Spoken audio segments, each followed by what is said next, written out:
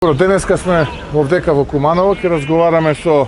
кумановчани за актуелната ситуација, за предизвиците кои што изминатиот период ги чувствуваме сите ние, пред се тука мислам на лошата политичка и економска состојба во државава, изминативе 3 годишна пандемија предводена од ова раководство на СДСМ и Зоран Заев, вклучително и лошото справување и менаџирање со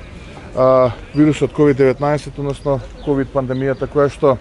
го зафати целиот свет, ја зафати Европа, цела Европа излегува, ги отвара границите, се нормализира животот, а за жал кај нас допрва ги дочекуваме најголемите пикови и бележиме рекорди по бројот на луѓе кои што за жал го губат својот живот. Но тоа е што е, периодот кој што е пред нас, ќе се обидеме ширум Македонија да ја презентираме нашата програма, да разговараме со што е можно повеќе со граѓани, да ги убедиме во нашата мисија, а тоа е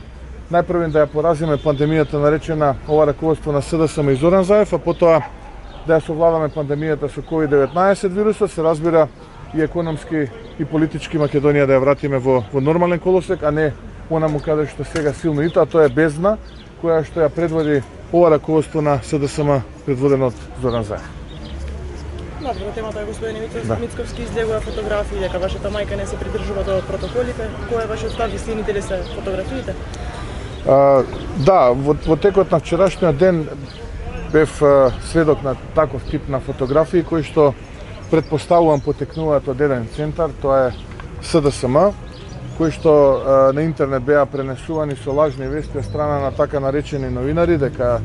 јас сум бил пред некој ден виден со мојата мајка. Тоа е инаку стара фотографија од 2019 година, 2 август точно е денот, во Охрид, во еден ресторан сликана е таму и точно знаеме од кој активиста на СДСМ од Охрид е сликана таа фотографија. За жал, ете, една година потоа, злоупотребувајќи ја практично состојбата со здравјето на мојата мајка, таа фотографија излегува на социјалните медиуми и излегува со практично реторика дека мојата мајка, вклучително јас, не сме се придржувале до протоколот. Но тоа е тоа, јас од тие луѓе не очекувам ништо повеќе, ништо поконструктивно, покреативно. Исклучително мрачни, невистини да лиферуваат, но уште малку остана, уште некоја недела, но потоа ќе треба да се соочат со сопствениот срам, затоа што ќе треба да одговорат пред јавноста зошто во моментите кога целата нација обединета и политички, и верски, и национално, овие луѓе кои што потекнуваат од еден центар, а тоа е СДСМ, бесрамно лажат и се обидуваат да монтираат и да злоупотребуваат луѓе во политички цели. Не е добро тоа. Тоа не е добро.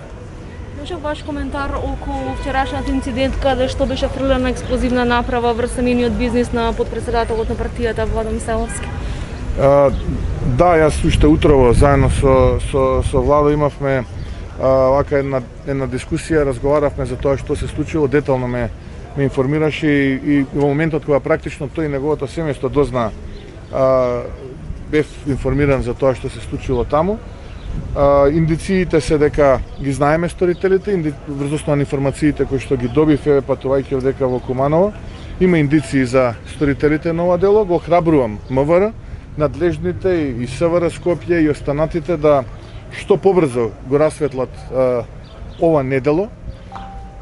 Повторно ќе кажам, јас сум свесен за стравот кој што определени структури, политички предци и политичари го чувствуваат поради дебакалот кој што ќе им се случи на 15 јули, но ги повикувам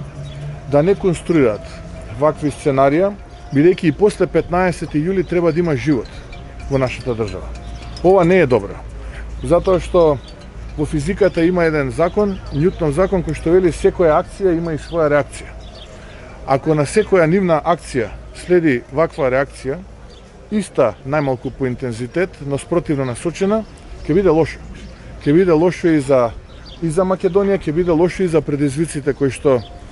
иследат на држава. Треба да отпочнеме преговори со Европската унија, Македонија да биде еден ден членка на Европската унија. Ја користам оваа прилика овдека во Куманово да го осудам овој чин, да им порачам дека не се плашиме, напротив, ако тој им е целта на овие криминалци диригирани од еден центар на МЛОД и оркестрирани и сценарирани од страна на власта, дека не им се плашиме, напротив, ова повеќе не мотивира. Сега за сега ќе бидеме трпеливи и ќе чекаме институциите да го расветлат настанот,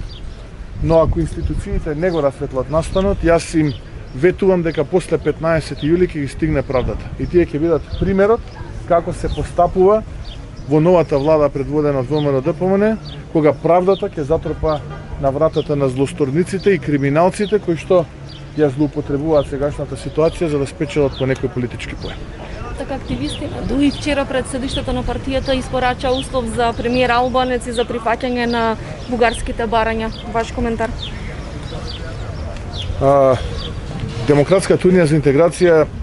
изгледа се чувствува прекомфортно и комотно во оваа трогодишна коалиција со СДСМ